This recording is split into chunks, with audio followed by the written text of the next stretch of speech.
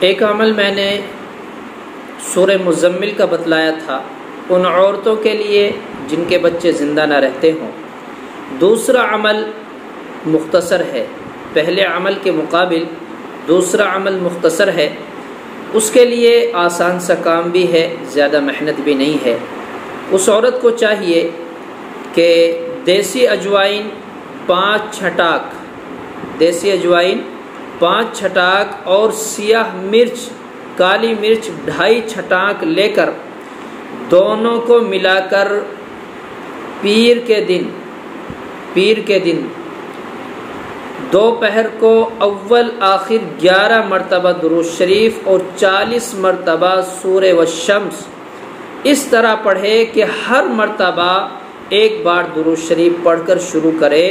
اور ختم ہونے پر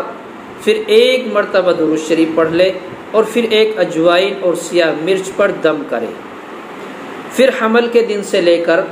بچے کے دودھ چھڑانے تک،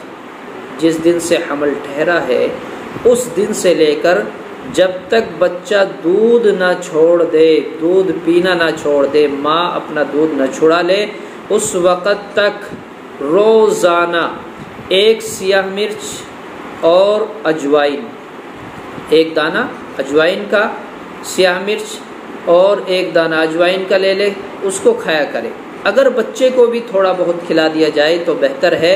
انشاءاللہ اس عمل کی برکت سے بچہ زندہ رہے گا۔ نہایت مجرب اور بہترین عمل ہے،